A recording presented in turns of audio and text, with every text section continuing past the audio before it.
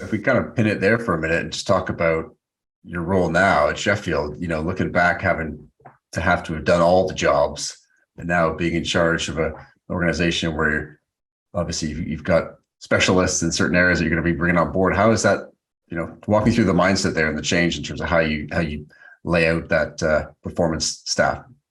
Well, basically, it's brilliant. I can put my feet up like a big cigar and let all my guys get on with the job because they are absolutely fantastic. So at Sheffield United, I'm lucky enough to head up the performance team, and we've got a dedicated sports scientist, dedicated S&C, dedicated late rehab, and then we have 2 nutritionists on board as well.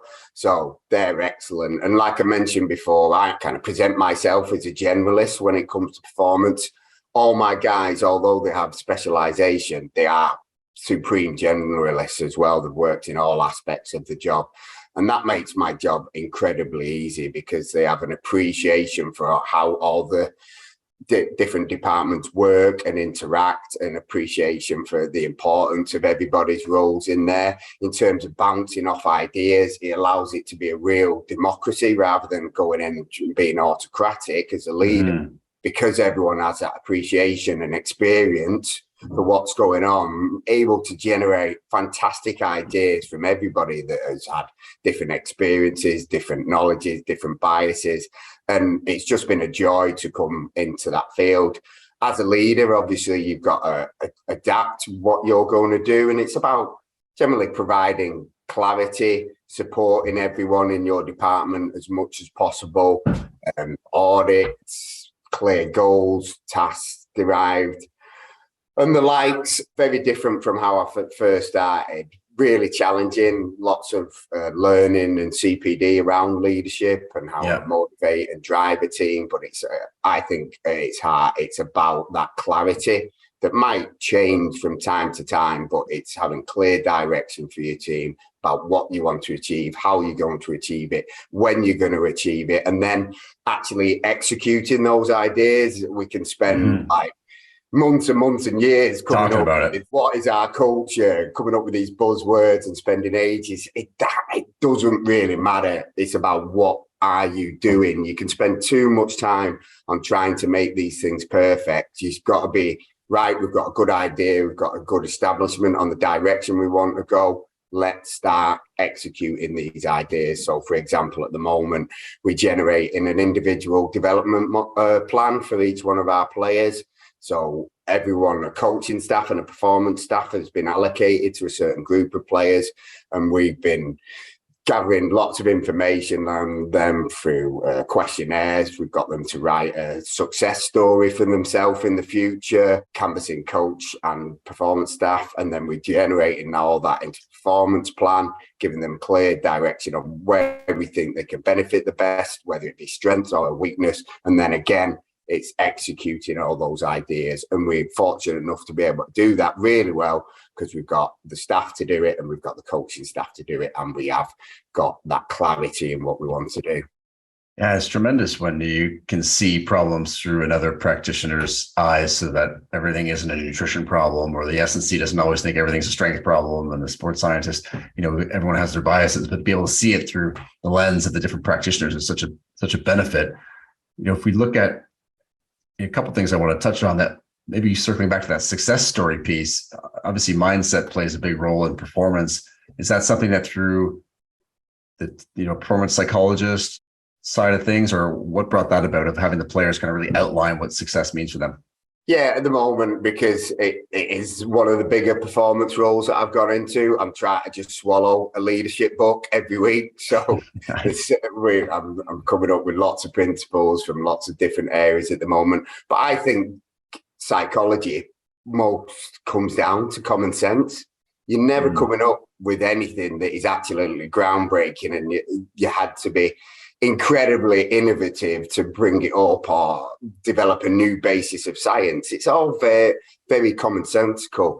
It's about doing these common sense things well and doing it in a good order and doing it in a good time frame and making it accountable and achievable, all these, etc. So I don't think there's anything too great. It's just having a really good knowledge of that, the specifics of your environment, where they are, where the budget allows, what your core values are as an organization, as a whole organization, not just as a performance team, and really aligning yourself as much as possible, depending on the type of sport, but within football or soccer, as you like to call it. Yeah.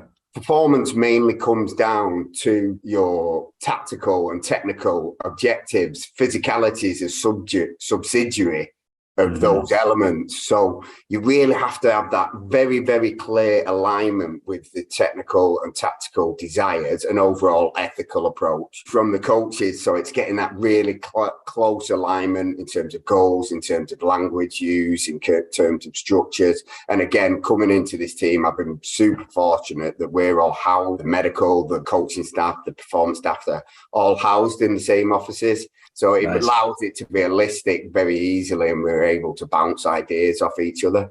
Yeah, it's interesting psychology when you say that. You think back of 2,000 years ago, a lot of these, sayings or principles were already established or thought of or written down. And of course, we're sort of circling back and getting more granular with them. So that's really interesting.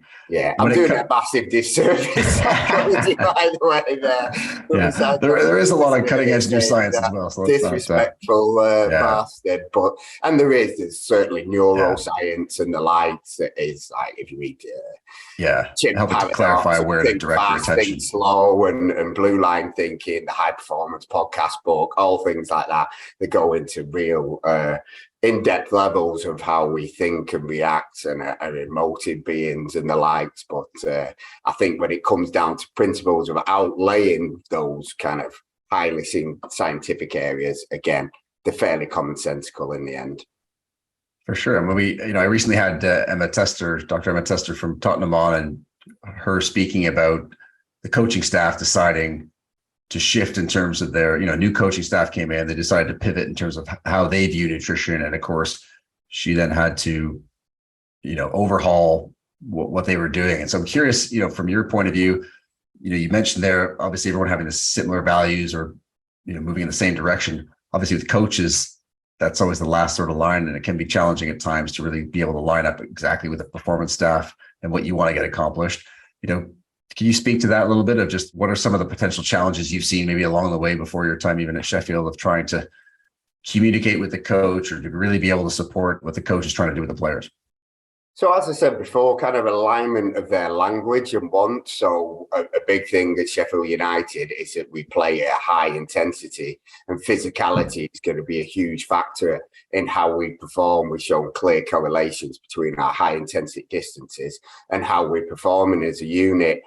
Things like a high press and the likes that require these high intensity physicals have been shown to be really prominent in our kind of good performance.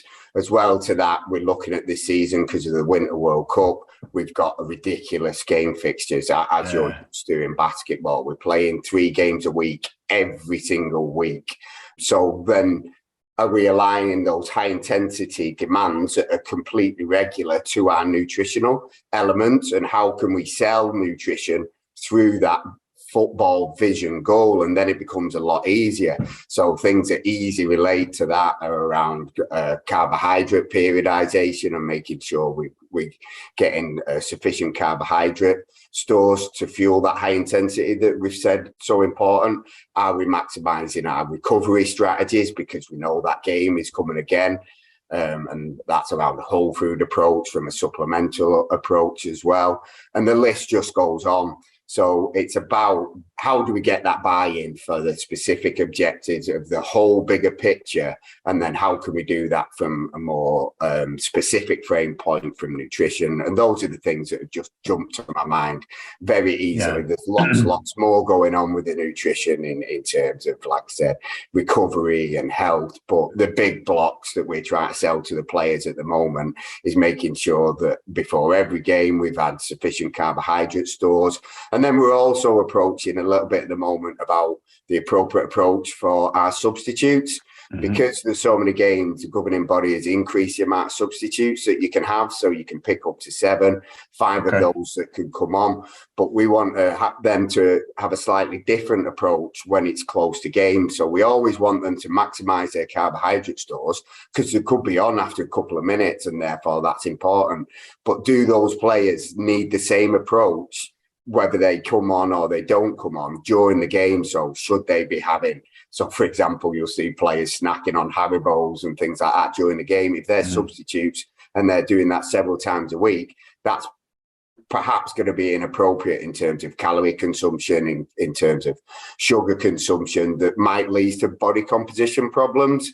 So again, it's framework, it's bigger picture, and then it's developing tasks, whatever specific for that kind of point of performance or sports science.